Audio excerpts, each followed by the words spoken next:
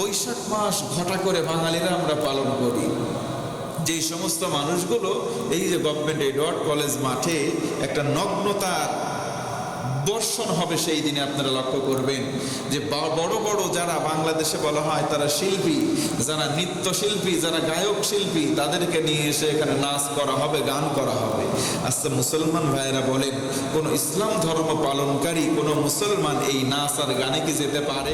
নবীজি সাল্লাল্লাহু আলাইহি ওয়াসাল্লাম বলেন, বাল্লিগু আন্নী ওয়ালাউ আয়া, আমার পক্ষ থেকে যদি কোনো মেসেজ, কোনো উক্তি, কোনো বিষয় তোমরা জানো, অবশ্যই তোমরা অন্যের কাছে সেটা পৌঁছে দেবে। আমরাও যারা উম্মতে মুহাম্মাদি বলে দাবি করি, আমাদেরও দায়িত্ব সেটি হলো নবী সাল্লাল্লাহু আলাইহি ওয়াসাল্লাম থেকে কোনো বিষয় যদি আমরা জানি, জ্ঞান অর্জন করবার পর সেটা অন্য ভাইয়ের কাছে দাওয়াতের মাধ্যমে পৌঁছে দেব। এটা আমার আপনার জন্য দায়িত্ব। আল্লাহ রাব্বুল আলামিন বলেন, কুনতুম খায়রা উম্মাতিন উখরিজাত লিন-নাসি তা'মুরুনা বিল মা'রুফ ওয়া তানহাউনা 'আনিল মুনকার ওয়া তু'মিনুনা বিল্লাহ।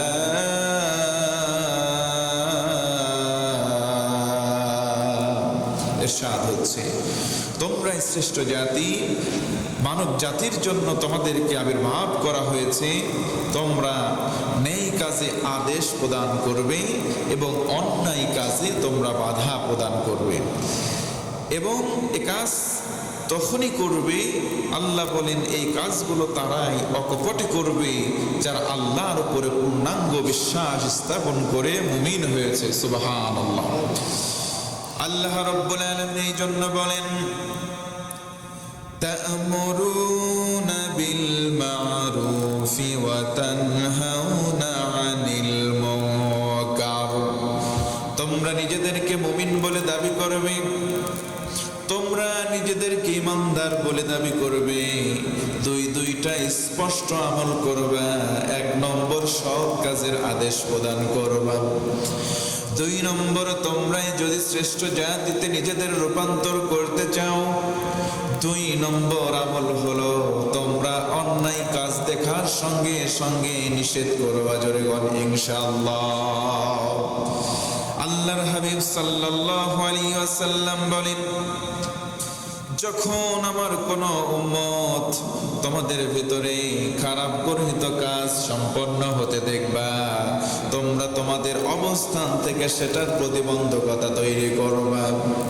নবীজি আমার বলেন, মান রাআ মিনকুম মুনকারান ফালিয়ুগাইয়িরহু বিয়াদিহি ফাইন লাম ইস্তাতি' ফাবিলিসানিহি ফাইন লাম ইস্তাতি' ফাবিকলবিহি ওয়া যালিকা আযআফুল ঈমান। আল্লাহর হাবিব সাল্লাল্লাহু আলাইহি ওয়াসাল্লাম বলেন, তোমাদের ভেতরে যখন তোমরা অন্যায় হতে দেখবা, তাহলে তোমরা সেটাকে হুবহু পরিবর্তন করে দেওয়ার জন্য বাধা প্রদান করবা। কেউ যদি এটাতে সক্ষম না হও, আল্লাহর হাবিব সাল্লাল্লাহু আলাইহি ওয়াসাল্লাম বলেন, তাহলে তুমি উত্তম কথার মাধ্যমে সেই খারাপ কাজটা পরিবর্তন করে দিবা। নবীজি বলেন, ফাইন লাম ইস্তাতি', যদি তোমরা কথার মাধ্যমে সেটাকে পরিবর্তন করতে ব্যর্থ হও, না পারো, ফাবিকলবিহি, অন্তর দ্বারা সেটাকে তোমরা ঘৃণা পোষণ করবা, ওয়া যালিকা আযআফুল ঈমান। অন্তরে অন্তরে মন্দ কাজকে তোমরা মন্দ বলে আখ্যা দিবা। নবীজি বলেন, এটা হচ্ছে ঈমানের একেবারে নিম্নতম স্তর। তার মানে তোমার ভেতরে ঈমান আছে, এই ঈমানের মাত্রায় একদম নিচু স্তরের ঈমান। এই জন্য রব্বুল আলামিন ভিন্ন আয়াতের মধ্যে বলেন, আল্লাযীনা ইম্মাক্কান্নাহুম ফিল আরদি আকামুস সালাত ওয়া আতাউস যাকাতা ওয়া আমারু বিল মা'রুফি ওয়া নাহাউ আনিল মুনকার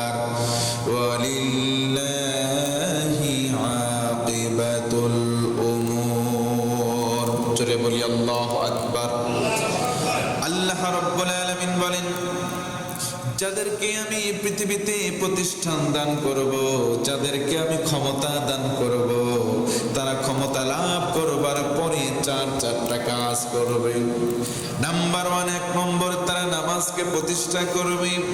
2 নম্বর তারা যাকাত ভিত্তিক অর্থ ব্যবস্থাকে ঢেলে সাজাবে। 3 নম্বর সৎ কাজে তারা আদেশ প্রদান করবে, আর অসৎ কাজে তারা নিষেধ করবে। জোরে বলি সুবহানাল্লাহ। আল্লাহ তাআলা পরেই বলেন, সকল কর্মের পরিণাম আল্লাহ রাব্বুল আলামিনের আন্ডারে বা ইখতিয়ারে। ওয়ালিল্লাহি আকিবাতুল উমুর। আল্লাহ বলেন সকল পরিণাম বা পুরস্কার দেওয়াটা আমি আল্লাহর ইখতিয়ারে। আমি আল্লাহ কাউকে পুরস্কার সেটা জান্নাত দেব, অথবা পুরস্কার স্বরূপ তাকে আমি শাস্তিও দিতে পারি। আমরা যদি কোনো স্থানের ক্ষমতা পাই, আল্লাহর পক্ষ থেকে পাওয়ার সঙ্গে সঙ্গে চারটি কাজ করব। 1 নম্বর নামাজ কায়েম নিজে করব, অন্যকে করার তাকিদ দেব। 2 নম্বর যাকাত ভিত্তিক অর্থ ব্যবস্থা ঢেলে সাজানোর চেষ্টা করব। 3 নম্বর সৎ কাজে আদেশ, অসৎ কাজে আমরা নিষেধ করব। আমরাও সমবেত হাজিরিন একটু নিয়ত করে বলি ইনশাআল্লাহ। আল্লাহর হাবিব সাল্লাল্লাহু আলাইহি ওয়াসাল্লাম আর বলেন, আল্লাহর নামের কসম করে নবীজি বলেন, তোমাদের ভেতরে একজন মানুষ যদি হেদায়েত লাভ করতে চাই, তাহলে ওই একজন মানুষ তোমার মাধ্যমে যদি হেদায়েত লাভ করে, আল্লাহর কাছে সবচাইতে উঁচু মর্যাদা সমূহের একটা মর্যাদা তোমরা লাভ করবে। সুবহানাল্লাহ। নবীজি আমার হাদিসে উপমা দিলেন, তৎকালীন সময় যদি কাউকে লাল উট প্রদান করা হতো, আল্লাহর হাবিব সাল্লাল্লাহু আলাইহি ওয়াসাল্লাম বলেন, মক্কা মদিনার বুকে সবচাইতে সম্মানের পুরস্কার ছিল লাল উট। বলেন সুবহানাল্লাহ। নবীজি আমার দৃষ্টান্ত দিলেন, বললেন তোমার মাধ্যমে কেউ যদি হেদায়েত লাভ করে, তাহলে আল্লাহ রাব্বুল আলামিনের কাছে তোমার মর্যাদা ওই রকম। তোমার মর্যাদা কেমন? তোমার মর্যাদা হলো এই আরবের বুকে কাউকে সম্মানের জন্য লাল উট প্রদান করা হলো, তোমার উপমা হলো আল্লাহর কাছে ঠিক অনুরূপ। জোরে বলেন সুবহানাল্লাহ। হাদিসে মুহাদ্দিস উল্লেখ করেন, তৎকালীন সম্মানের পুরস্কার ছিল একজনকে লাল উট দিয়ে দেওয়া, কিন্তু নবীজি বোঝালেন আল্লাহর কাছে লাল উটের সমান পুরস্কার। মুহাদ্দিস বলেন, আল্লাহর কাছে লাল উটের সমান পুরস্কারের নামই হলো জান্নাত। জোরে বলেন সুবহানাল্লাহ। এজন্য আমার আপনার মাধ্যমে কেউ যদি হেদায়েত পায়, নবীজি বলেন সিঙ্গেল পারসন যদি একজন হয়, তাহলে আল্লাহর কাছে তার মর্যাদা কত বড়। এই রকম বড় যে মক্কা মদিনার বুকে একটা মানুষ কৃতিত্বের সঙ্গে কিছু একটা অর্জন করেছে, তাকে পুরস্কার দেওয়া হয়েছে একটা লাল উট। ঢাক ঢোল পিটিয়ে তাকে লাল উট দেওয়া হলো। তাহলে তার মর্যাদা যেমন সবার কাছে প্রায়োরিটি পেল, নবীজি বলেন কাল কিয়ামতের দিন মুসিবতের সময় যে ব্যক্তির মাধ্যমে কোনো একজন সিঙ্গেল পারসন হেদায়েত লাভ করেছে, আল্লাহ তাআলা তার পুরস্কার সবার সম্মুখে ওই অনুরূপ করে দান করবেন। আর মুহাদ্দিস উল্লেখ করেন, তার চূড়ান্ত পুরস্কার জান্নাত ছাড়া অন্য কিছুই হতে পারে না। জোরে বলুন সুবহানাল্লাহ।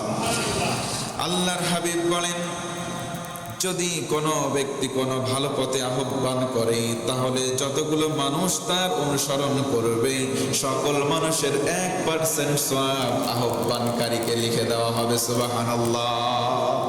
আমি আপনি যদি কোনো ভালো কাজের জন্য কাউকে আহ্বান করি, এই আহ্বান যতজন মানুষ সাড়া দিয়ে ওই ভালো কাজগুলো করবে, তারা সবাই মিলে যে সওয়াব পাবে, প্রত্যেকের সওয়াব একত্রিত করলে তার একটা পার্সেন্টেজ আহ্বানকারীকে আল্লাহ তাআলা দান করবেন। সুবহানাল্লাহ।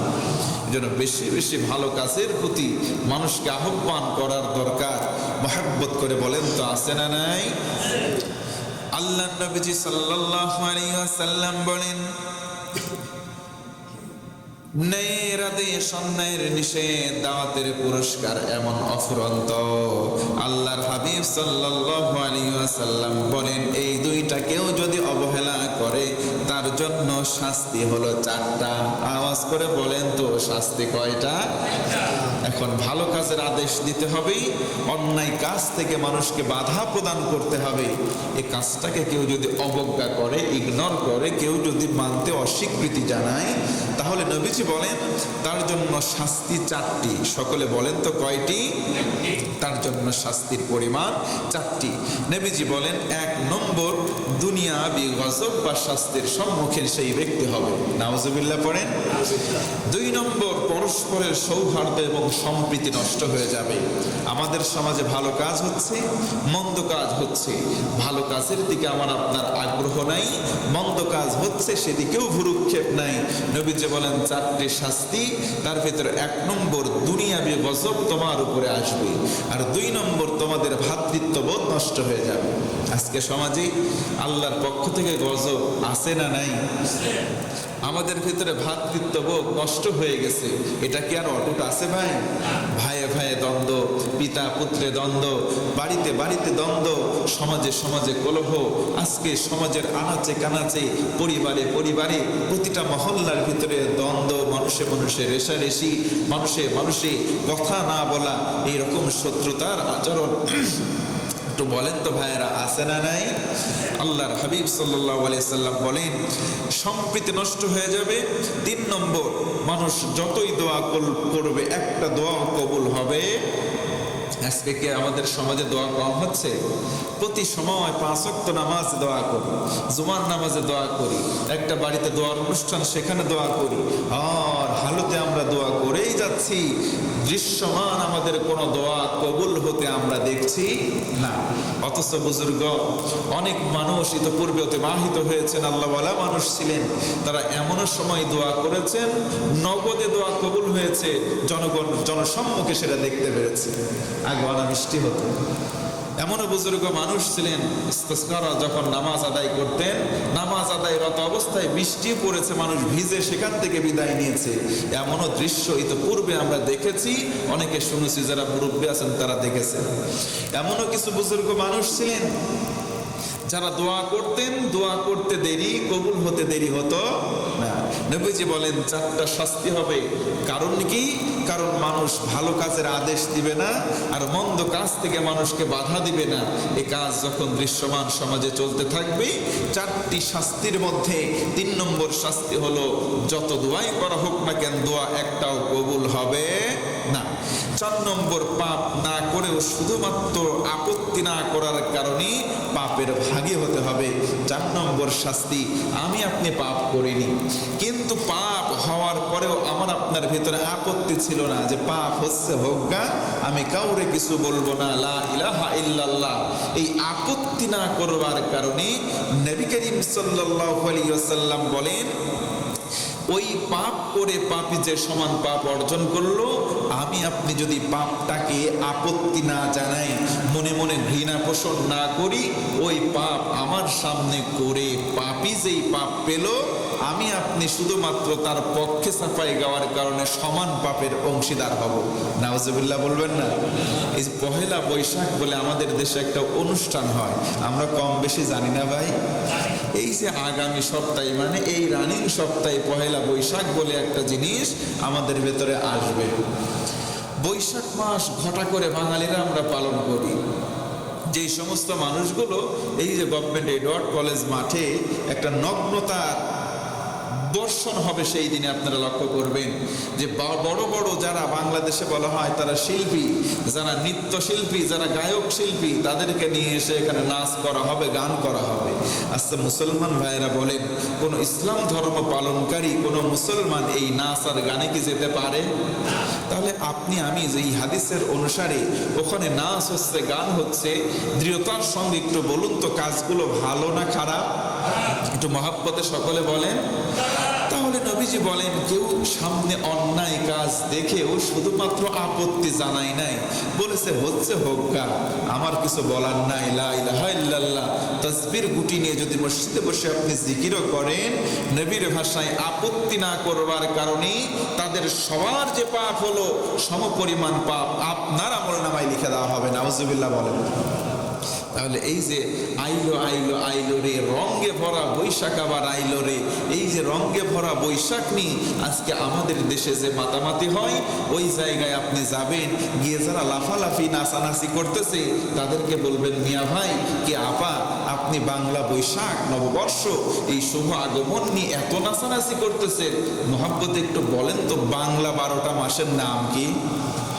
একটু প্রশ্ন করবেন, দেখবেন যে 100 জন মানুষের ভেতরে আমার বিশ্বাস 99 জন মানুষ ওই জায়গায় বাংলা মাসগুলোর নাম বলতে পারবে না। কথা বলে ঠিক কিনা? তাহলে আমরা দিলে দিলের মধ্যে বাংলা লালন করি না। ওই দিনে এমনও হবে বাংলা আমাদের মাস নববর্ষ, যেটা বাংলা নতুন বর্ষের নতুন মাস আগমন করবে পহেলা দিনে, বাংলা মাস নিয়ে আমাদের ভেতরে কোনো ভ্রুক্ষেপ নাই।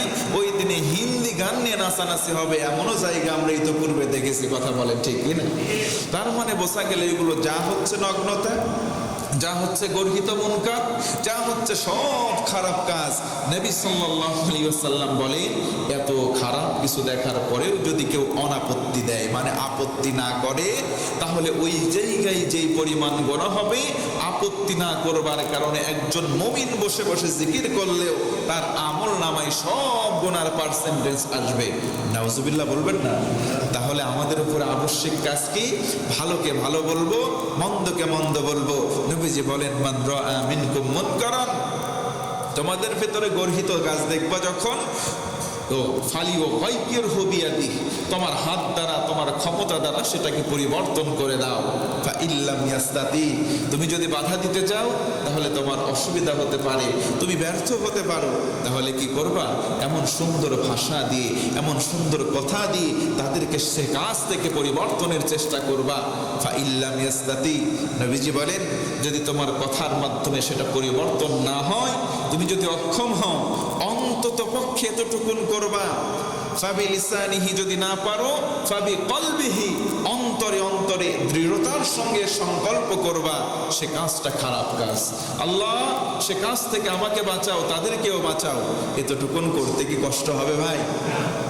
প্রথমে বাধা দিব সরাসরি, যদি না পারি কথার মাধ্যমে, যদি এটাও না পারি অন্তত মনে মনে ঘৃণা পোষণ করব এবং পরিবর্তন কেমনে হয় এই টেন্ডেন্সি লালন করব।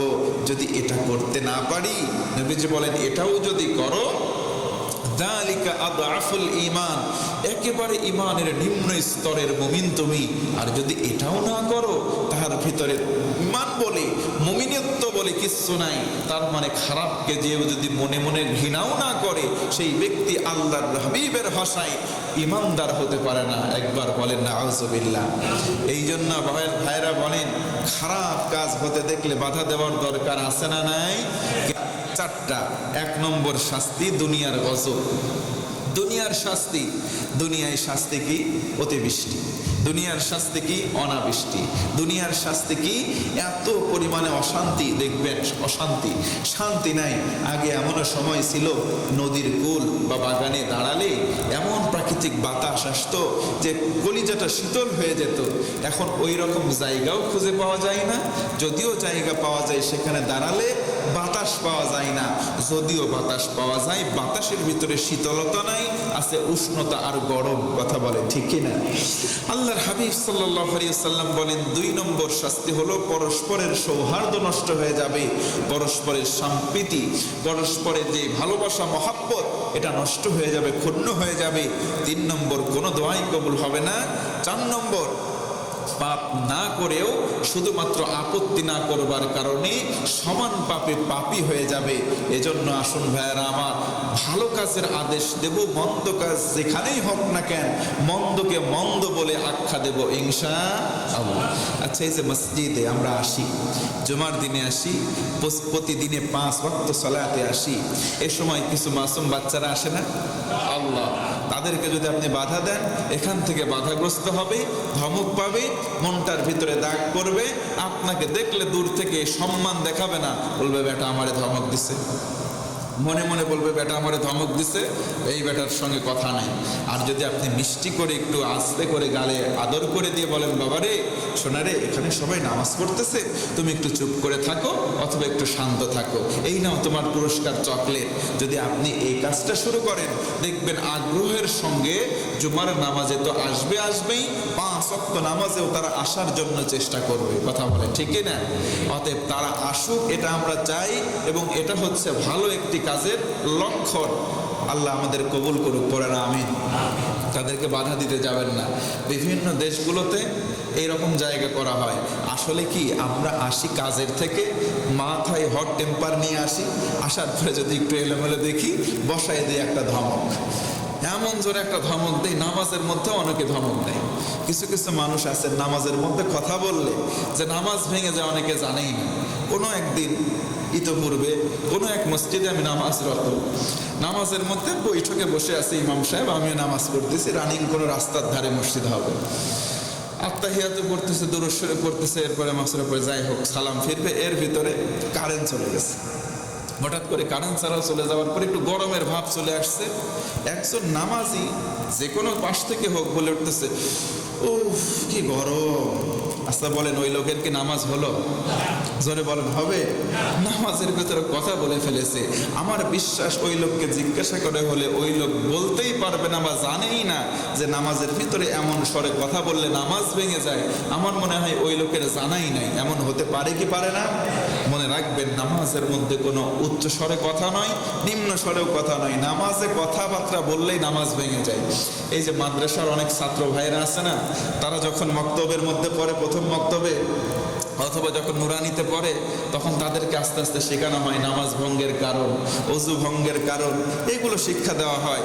নামাজের মধ্যে কথা বললে নামাজ ভেঙে যায়, নামাজ থাকে না। এই জন্য নামাজের মধ্যে কোনো কথা নয়। হ্যাঁ, আমি আপনি সজ্ঞানে জ্ঞানবান, বাচ্চারা যদি কথাও বলে তাকে বাধা দিতে যাব না, তাকে কিছু বলতে যাব না। নামাজ শেষে আপনি যদি দেখবেন যে সে চুপ আছে, বাস হয়ে গেল। আর যদি চুপ না থাকে, অন্তত পক্ষে একটু মহাব্বতের নজর নিয়ে তাকে একটু মহাব্বত করে ভালোবেসে চুপ করানোর চেষ্টা করবেন।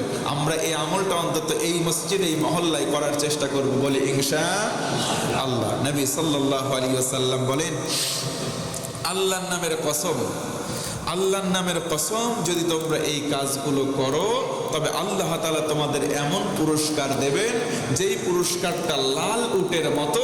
মুহাদ্দিসিনে কেরাম বলেন, লাল উটটা কি? যদি সৎ কাজে আদেশ, অসৎ কাজে নিষেধ করো, লাল উটের সমান পুরস্কার মানেই হলো আল্লাহর জান্নাত। জোরে বলেন সুবহানাল্লাহ। আল্লাহ রাব্বুল আলামিন সুন্দর করে জানায় দিলেন, تأمرون بالمعروف وتنهون عن المنكر। ইমানদার মুমিন বান্দা, তোমরা সৎ কাজের আদেশ প্রদান করো, অন্যায় কাজ যেখানে সেখানে বাধা দাও। নবীজি আমার বলেন, যখন মানুষেরা অন্যায় দেখেও সেটাকে সংশোধন করার চেষ্টা করবে না, আল্লাহ রব্বুল আলামিনের পক্ষ থেকে চোখের পলকে শাস্তি এসে তাদেরকে ধ্বংস করে দিবে। অন্যায় হওয়ার পরে যদি কেউ সেটাকে পরিবর্তনের চেষ্টা না করে, নবীজি সাল্লাল্লাহু আলাইহি সাল্লাম বলেন, এটা তিরমিজি শরীফের হাদিস, যে চোখের পলকে এমন আযাব আসবে সমুদয় এলাকাকে আল্লাহ তাআলা ধ্বংস করে দেবেন। নাউজুবিল্লাহ বলবেন না? তার মানে অন্যায় কাজ হতে দেখলে বাধা দেওয়ার প্রশ্ন আমাদের কাছে আছে। আমরা যদি সক্ষম হই সরাসরি বাধা দিব, যদি ব্যর্থ হতে পারি অন্তত কথার মাধ্যমে, না হলে অন্তত পক্ষে সর্বশেষ অন্তরে ঘৃণা করব ইনশাআল্লাহ। নবীজি আমার, এটা আবু দাউদের হাদিস, তিনি বলেন, কোন সমাজের ভেতরে যদি কোনো ব্যক্তি অবস্থান করে এবং সেখানে অন্যায় পাপের কাজে সেই সমাজের মানুষগুলো লিপ্ত হয়, এটা তিনি দেখেন, দেখার পরে তার কাছে ক্ষমতা আছে সেই কাজগুলোকে পরিবর্তন করে দেবে। এটার পরেও যদি সে পরিবর্তন না করে, তাহলে পূর্বের কিছু মানুষকে আল্লাহ তাআলা যেইভাবে গ্রাস করে ফেলেছিলেন, ঠিক অনুরূপভাবে সেই সম্প্রদায় এবং ওই লোকটাকে গ্রাস করে ফেলবে। নাউজুবিল্লাহ বলেন। আবু দাউদ শরীফের হাদিস, নবীজি বলেন কি, একটা এমন ক্ষমতাবান লোক একটা সম্প্রদায়ের ভিতরে গেল, একটা এলাকায় লোকালয়ে গেল, যাওয়ার পরে দেখলো এখানে ত্রুটিপূর্ণ অনেক কাজ, খারাপ খারাপ কাজ হচ্ছে। নবীজি বলেন, তার ক্ষমতা আছে এটাকে বন্ধ করে দেওয়ার, কিন্তু ক্ষমতা থাকার পরেও সেই ব্যক্তি সেটা বন্ধ না করে সেখান থেকে প্রস্থান করেছে। নবীজি বলেন, ইতপূর্বে যে সমস্ত জাতিকে সমূলে একেবারে নির্মূল করা হয়েছিল, অনুরূপভাবে এই জাতিকে এবং ওই লোকটাকেও সমূলে নির্মূল করা হবে। নাউজুবিল্লাহি মিন যালিক। তাহলে ইতপূর্বে আমরা দেখেছি, হাদিস সাক্ষ্য দেয় যে কিছু কিছু সম্প্রদায় আছে, তাদের গুনাহের কারণে মাটি সহ, তাদের ঘর বাড়ি সহ তারা মাটির নিচে পতিত হয়ে গিয়েছিল, পুঁতে গিয়েছিল। এমন শাস্তি আমাদেরও আসতে পারে, নবীজি বলেছেন। এটা কি আমাদের বিশ্বাস হয়? তাহলে খারাপ কাজ দেখার সঙ্গে সঙ্গে আমরা বাধা প্রদান করার চেষ্টা করবো ইনশাআল্লাহ। তবে বাধা প্রদানের সিস্টেম তিনটা। কয়টা? তিনটা। সরাসরি আপনি করতে গেলে যদি সমস্যা হয়, সে কাজ করবেন না। যদি আমার আপনার মধ্যে সেরকম পরিবর্তনের ক্ষমতা না থাকে, সরাসরি পরিবর্তন না করতে গিয়ে সর্বপ্রথম আমল থেকে শুরু করবেন। মনে মনে আপনি চিন্তা করবেন কেমন করে এটাকে পরিবর্তন করা যায়, কেমন করে পরিবর্তন করা যায়। নবী সাল্লাল্লাহু আলাইহি ওয়াসাল্লাম পরে আবার বলেন, আল্লাহর নামের শপথ, সেই আল্লাহর হাতে আমি মুহাম্মাদের জান রয়েছে, আত্মা রয়েছে। আল্লাহর নামের কসম করে নবীজি বলেন, যার হাতে আমি মুহাম্মাদের প্রাণ, সেই আল্লাহর নামের শপথ করে বলছি, অবশ্যই তোমরা সৎ কাজের আদেশ দিবে আর অন্যায় থেকে মানুষদেরকে নিষেধ করবে। যদি না করো, আল্লাহ অচিরেই তোমাদের উপরে গণহারে গড়ে শাস্তি পাঠাবেন। গণহারে শাস্তি মানে কি? মহামারীর মতো শাস্তি। আজকে সারা বাংলাদেশে হামের প্রাদুর্ভাব আছে না নাই? মহব্বতে বলেন, আছে না নাই? আপনি চিন্তা করতেছেন এটা হয়তো ছোঁয়াচে রোগ। নবীজি আমার বলেন, হাদিস নববীর স্পষ্ট ভাষা, ছোঁয়াচে বলে কোনো রোগ ইসলামের দৃষ্টিতে নাই। আল্লাহু আকবার বলবেন না? ছোঁয়াচে বলে কোনো রোগ ইসলামের দৃষ্টিতে নাই। তবে হ্যাঁ, মহামারী আছে। এই মহামারীটা কেন হয়? নবী সাল্লাল্লাহু আলাইহি ওয়াসাল্লাম বলেন, এমন শাস্তি দেওয়া হবে। কেমন শাস্তি? স্পষ্ট নাই। এমন শাস্তি দেওয়া হবে যে গণহারে সবাই শাস্তির সম্মুখীন হবে। তাহলে এই যে করোনা চলে গেল, এই যে মহামারী মাঝে মধ্যে হয়, এই যে হাম শিশুদের উপরে অ্যাপ্লাই করা হচ্ছে, এটা সিগন্যাল, এটা হচ্ছে হলুদ কার্ড, আমাদেরকে সতর্ক করা হচ্ছে। তার মানে অন্যায় দেখার পরেও আমরা বাধা প্রদান করছি না। নবীজি আমার বলেন, যদি এ কাজ করো তাহলে ভালো মন্দ সকল মানুষকে গ্রাস করা হবে। এতে ভালো মানুষও ক্ষতিগ্রস্ত হবে, ভালো মানুষের পাশাপাশি যারা মন্দ করেছে তারাও ক্ষতিগ্রস্ত হবে। তোমরা যদি আল্লাহকে এই সময় ডাকো, তোমাদের ডাক আল্লাহ শুনবেন না। চিন্তা করে দেখেছেন? নবীজি বলেন, আল্লাহর নামের শপথ, যেই আল্লাহর হাতে আমি মুহাম্মাদের প্রাণ, সেই আল্লাহর নামের শপথ, যদি তোমরা অন্যায়কে অন্যায় না বলে বাধা না দিয়ে থাকো, গণহারে গড়ে শাস্তি আসবে। এমন শাস্তি, যেই শাস্তি সবার উপরে পতিত হবে। তার মানে গণহারে অর্থাৎ মহামারী আকারের শাস্তিটা আসবে। এই শাস্তিটা কি?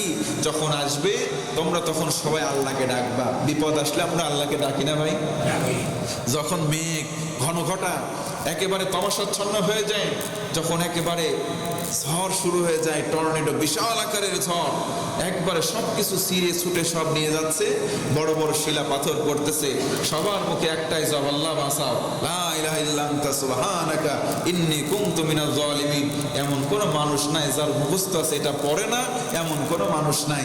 যে যে কাজ করুক সব কাজ বন্ধ করে দেয়। যে ব্যক্তি, যুবকরা মোবাইল টিপতেছে, পাবজি আর ফ্রি ফায়ার খেলতেছে, মোবাইলে চ্যাটিং করতেছে, সব বন্ধ। ঝড় উঠছে মানে আল্লাহ তওবা আস্তাগফিরুল্লাহ লা ইলাহা ইল্লাল্লাহ পড়া শুরু করে। কথা বলেন ঠিক কি না? আল্লাহ রাসূল কথা বললেন যে তোমরা, এটাও আবু দাউদের হাদিস, আল্লাহ রাসূল বলেন তোমরা ওই সময় আল্লাহকে ডাকা শুরু করবা। তবে মনে রাখো, ওই রবের নামের শপথ, ওই রব সেদিন তোমাদের কোনো ডাক শুনবেন না। তার মানে গড়ে আমাদের উপরে সাইক্লোন দেওয়া হবে, আমরা সমূলে একদম নির্মূল হয়ে যাব।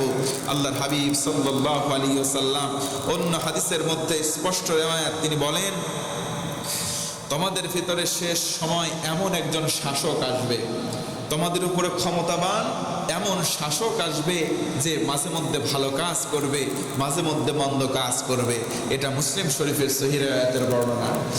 তোমাদের ভেতরে, ইমানদারদের ভেতরে একজন শাসক আসবে শেষ জামানায়, এই রকম শাসক বিভিন্ন সময় বিভিন্ন গোষ্ঠীর মধ্যে আসবে। নবী সাল্লাল্লাহু আলাইহি সাল্লামের পাউল, আজ থেকে প্রায় ১৫০০ বছর আগে নবীজি বলেন, তোমাদের ভেতরে এমন শাসক আসবে যে মাঝে মধ্যে ভালো কাজ করবে, মাঝে মধ্যে মন্দ কাজ করবে। আজকে পৃথিবীতে এমন অনেক শাসক আছে না, যে ব্যক্তি ভালো কাজও করে আবার মন্দ কাজও করে? এই কথা বলেন, আছে না? যে ব্যক্তি মানুষের কল্যাণের জন্য কাজ করে, আবার যে ব্যক্তি নিজে পাপের মধ্যে সীমাবদ্ধ হয়, নিজের পরিবার সহ পাপ করে, এমনও শাসক আমাদের আশেপাশে আছে না নাই? আছে। আল্লাহর হাবিব বলেন, সেই শাসক ভালো কাজ করবে আবার কিছু মন্দ কাজ করবে। সে যে অন্যায় করবে, সেই ব্যক্তি তো অন্যায় করে অন্যায়ের পাপে পাপিষ্ট হলো, কিন্তু তার অন্যায় দেখে যে ব্যক্তি বাধা দেবে না, আপত্তি জানাবে না, আল্লাহর হাবিব সাল্লাল্লাহু আলাইহি ওয়াসাল্লাম বলেন, সে ব্যক্তি আল্লাহর লানত থেকে বাঁচতে পারবে না। নাউজুবিল্লাহ বলবেন না? আপনার আমার ভেতরে শাসক, একজন উচ্চ পদস্থ কর্মকর্তা আসলো, সে ব্যক্তি ভালোও করছে মন্দও করছে। নবীজি বলেন, এরকম শেষ জামানায় আসবে, ভালোও করবে মন্দও করবে, মন্দের কারণে সে পাপী হবে।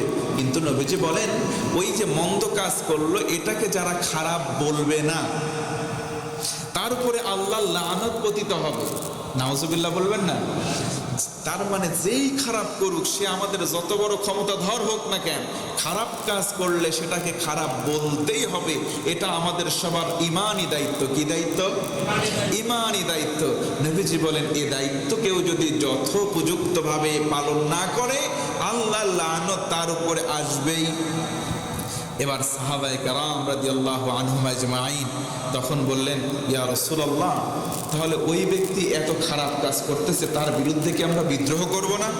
সে আমাদের ক্ষমতাধর, সে আমাদের উপর ক্ষমতা খাটাচ্ছে, ভালো করে মন্দ করে, তাহলে এত খারাপ কিছু করতেছে, মন্দের মিক্সিং তো হতে পারে না, ভালো মন্দের তো মিশ্রণ হতে পারে না, তার বিরুদ্ধে কি আমরা বিদ্রোহ করব না, যুদ্ধ করব না? নবীজি বললেন, না, ততক্ষণ পর্যন্ত তার বিরুদ্ধে তোমরা বিদ্রোহ করবা না, যতক্ষণ পর্যন্ত না সে নামাজ সানা ছেড়ে দেয়। অর্থাৎ যতক্ষণ সে নামাজ পড়বে ততক্ষণ সরাসরি বিদ্রোহ তোমরা করবা না, তার মন্দ কাজকে শুধু মন্দ বলে আখ্যা দিবা। সুবহানাল্লাহ বলবেন না? আজকে আমরা অনেক সংগঠন দেখি, অনেক জঙ্গি সংগঠন দেখি, বাংলাদেশেও বিভিন্ন সময় মাথাচাড়া দিয়ে ওঠে। তারা আলিফে কি হয় ব্যাখ্যা করতে পারে না, বাতে কি হয় ব্যাখ্যা দিতে পারে না, আলিফ বা দূর কথা সূরা ফাতিহা ঠিক মতো পড়তে পারে না। ওরা আল্লাহর জমিনে আল্লাহর বিভিন্ন রকম কায়েম করার জন্য গিয়ে সুইসাইড বোম্বিং করে। এইরকম কিছু আবাল আমাদের সমাজে আছে না ভাই? এইগুলো মনে রাখবেন, স্পষ্টত এরা ইসলামের বিরুদ্ধচারণ, ইসলামের দুশমন। তাদের মগজ ধুলাই করে এক শ্রেণীর স্বার্থান্বেষী ইহুদি এবং খ্রিস্টানদের বিভিন্ন এজেন্ট তা বাংলাদেশে ঢুকে তাদের মগজ ধুলাই করে এই রকম কাজ করার চেষ্টা করে, আর তাদেরকে বোঝায় এই যে মারা যাবা, এই দিকে দুনিয়া ওই দিকে জান্নাত, এটা কোশ্চিনকালেও হতে পারে। আল্লাহ আমাদের জান দিয়েছেন, আমাদের প্রাণ দিয়েছেন কে? এজন্য নবী সাল্লাল্লাহু আলাইহি সাল্লামের স্পষ্ট রিওয়ায়াত, কেউ যদি নিজের প্রাণ নিজে ধ্বংস করে, অর্থাৎ সুইসাইড করে, আত্মহত্যা করে, কাল কিয়ামতের দিন ওই মুসিবতের সময় তার ঠিকানা হবে জাহান্নাম। এবং যেভাবে সে মারা গিয়েছে কিয়ামতের ময়দানে ওইভাবেই মরতে মরতে মরতে মরতে উঠবে, একেবারে মরবে না। অর্থাৎ কেউ যদি বিষপানে মারা যায়, সেদিন বিষপান করতেই থাকবে, করতেই থাকবে, বিষের যন্ত্রণা হবে, সে মৃত্যুবরণ করবে। কেউ গলায় ফাঁসি দিয়ে মারা গিয়েছে, সে ব্যক্তি সেদিন ঝুলন্ত অবস্থায় শাস্তি পাবে, কিন্তু একেবারে মারা যাবে না। এভাবে করতে করতে তাকে জাহান্নামে দেওয়া হবে। এজন্য ইসলামের নামে কোনো অরাজকতা, কোনো অশান্তি, কোনো বিশৃঙ্খলা ইসলাম সমর্থন করে। নবীজি বললেন, তোমার শাসকও যদি অন্যায় করে তুমি বিদ্রোহ করতে পারবা না, যদি সে নামাজি হয়। সুবহানাল্লাহ করবেন না? তার মানে আমার আপনার উপরে যদি কোনো শাসক থাকে, সে ভালো করবে মন্দ করবে, হিসাব সে দিবে। কে দিবে? তবে অবশ্যই ইমানি দায়িত্ব, সে যদি মন্দ করে এটার অনাপত্তি, মানে আমাদের আপত্তি থাকতে হবে যে লোকটা এই কাজটা করেছে, এটা খারাপ কাজ। লোকটা সিনেমা দেখতে গিয়েছে, এই কাজটা খারাপ কাজ, এইটাও যদি না থাকে, নবী সাল্লাল্লাহু আলাইহি সাল্লাম বলেন তোমার ভিতরে ঈমানের মাত্রা কিছু নাই।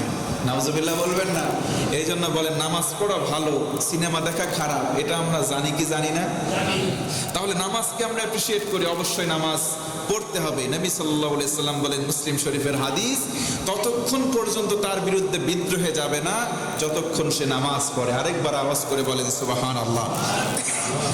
আহমদ আল মুসনাদের আরেকটি হাদিস বলে শেষ করব। নবী সাল্লাল্লাহু আলাইহি সাল্লাম বলেন, তোমাদের কেউ আল্লাহর জন্য কথা বলার প্রয়োজন বা সুযোগ থাকা সত্ত্বেও কথা না বলে যদি নীরব থাকে, তোমাদের ভেতরে এমন একজন আছে যে আল্লাহর পক্ষে আল্লাহর জন্য কথা বলার সুযোগ পেয়েছো।